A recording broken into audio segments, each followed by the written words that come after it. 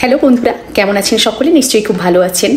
অনেকবারের মতো এবারেও আপনাদের সামনে আমার একটা গল্প নিয়ে চলে এসেছি। এই গল্পগুলো খুব ইচ্ছা করে আপনাদের সঙ্গে করতে, যদি অনেকে পারেন তাহলে সাবধান হয়ে যাবেন।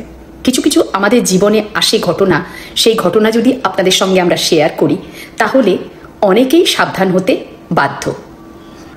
আমি একটা জিনিস লক্ষ্য করেছি, এই এত বছরে একটা জিনিস আমি লক্ষ্য করেছি, যে জিনিসটা হলো আমার সঙ্গে কোনো খারাপ জিনিস সহজে হয় না। খারাপ হওয়ার আগেই কেন জানি না, হয় সে আমার থেকে দূরে চলে যায়, না হলে আমি কোনোভাবেই অ্যাভয়েড করতে শুরু করে দিই কিছু একটা দেখে। এ সৃষ্টিকর্তার দয়া আমি হয়তো কোনোভাবে বুঝতে পারি, কিংবা আগে থেকে সৃষ্টিকর্তা তাদেরকে আমার থেকে দূরে করে দেয়। একটা ছোট্ট ঘটনা বলবো। আমি যখন প্রথম ইউএসএ আসি তখন আপনারা সকলেই জানেন যে ইউএসএ ঢুকলে ভিসাগত ব্যাপারে বিভিন্ন work permit, social security number এসব নিয়ে একটু টাইম লাগে। সেই টাইমের আমার মনে হয় এত অ্যাক্টিভ থাকতাম যে এখানে এসে ভীষণ কিছুক্ষণের জন্য নিঃসঙ্গ মনে হতো। সেই কারণে এমন অনেক উড়ো খড়ের মতো, যেমন আমফান ঝড় হয় না, সেই রকম খড়ের মতো আমাদের জীবনে ঢুকে পড়ে। হতে পারে আমাদের একটু ডিস্টার্ব থাকি, তাই জন্য হয়তো তাকে খুব তাড়াতাড়ি আপন করতে শুরু করে দিই। আবার তার দিক থেকে হয়তো এমন কোনো জিনিস আছে, সে আমাকে খারাপ করার জন্য এগিয়ে আসে। এই মানসিকতা আমাদের তো নেই, কিন্তু আগে আমরা বুঝতে পারি না সামনের লোককে আমরা কি করে বুঝবো, যতক্ষণ না তার সঙ্গে কিছুক্ষণ কথা বলবো, কিছুদিন কথা বলবো, মাসের পর মাস, বছরের পর বছর, তবে না বুঝতে পারবো। এইরকম একজন বন্ধু বলবো না, কোনোদিনই ও আমার বন্ধু ছিল না, ক্লাসমেট, আমার সঙ্গে পড়তো। যেটা বলতে যাচ্ছিলাম, ফোন করেছিল। ফোন করার পরে প্রথমে তো ফেসবুকে রিকোয়েস্ট পাঠিয়েছিল, ফোন নাম্বার তো থাকে না, তারপরে ওই মেসেঞ্জার থ্রু কথাবার্তা, তারপরে যেমন হয় আর কি নর্মালি, তারপরে ফোন নাম্বার দেওয়া নেওয়া, ফোন নাম্বার নিয়ে নিল। প্রত্যেক দিন ঠিক আমার এখানে বিকেল 5টা আর ওর ওখানে সকাল।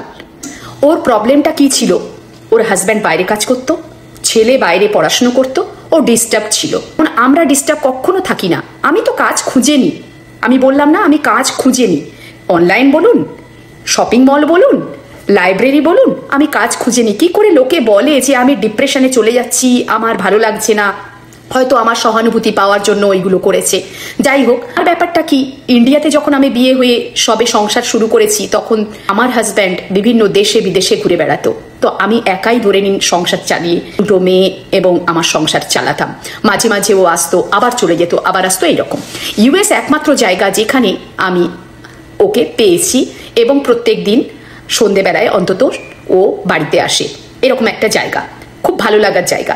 শুরুর দিকে আমরা কি করতাম, ও অফিস থেকে বেরোতো, মিস কল দিত, আমি চা বসাতাম, সেই মূল্যবান সময়টা ও নিয়ে নিত। আমার হাজব্যান্ড এইটুকুন বলতো, ঠিক আছে তুমি বাইরে আছো, ওর সঙ্গে কথা বলে নাও, তারপরে কথা হবে। আমাদের সেই মূল্যবান সময় তাকে দিয়েছি, বুঝতে পারছেন আপনারা? এইভাবে একে অপরের মধ্যে ঢুকে পড়লাম। তার ভালো মন্দ, আমার ভালো মন্দ, অনেক কিছু জেনে গেল, কিন্তু ভেতরে ভেতরে জানতাম না ও এত জেলাস। আমার কাছ থেকে আমার ছোট্টবেলার বন্ধুর নাম্বার নিল, নাম্বার নিয়ে তাকে কল করলো, আমার নামে উল্টোপাল্টা বললো। এত বছরে এখনো পর্যন্ত সে আমার খুব ভালো বন্ধু। শুধু সে বন্ধু না, তার বাড়ি, আত্মীয় স্বজন, ছোট্টবেলার বন্ধু, আত্মীয় স্বজন সবই আমি জানি, আমার আত্মীয় স্বজন সব জানে। কেউ একটা উড়ো খড়ের মতো কিছু একটা কথা বললো আর সে মেনে নেবে, সেটা তো নয়। সে ভেরিফিকেশন করার জন্য আমাকে পরে ফোন করেছিল। আমি অবাক হয়ে যাই, সে এত কিছু করেছে আমার, কিন্তু আমাকে ভাঙতে পারেনি।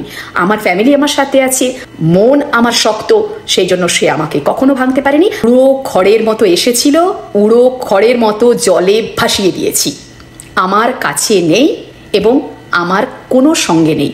আমি ফেসবুক থেকেও তাকে ডিলিট করেছি, আমি আমার হোয়াটসঅ্যাপ থেকে তাকে ডিলিট করেছি। সেই জন্য আপনাদের কাছে একটা কথাই লাস্টে বলতে চাই, জীবনে উড়ো খড়ের মতো অনেক কিছু আসবে, শুধু বন্ধু না, অনেক রকম জিনিস আসবে।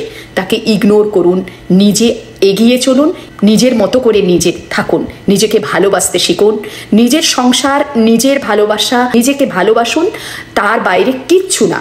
হ্যাঁ, আমরা সকলকে চেষ্টা করব ভালো করার, কিংবা ভালো ব্যবহার করার, তাই বলে আমাদের সুযোগ নেবে সেটা আমরা কখনো মেনে নেব না।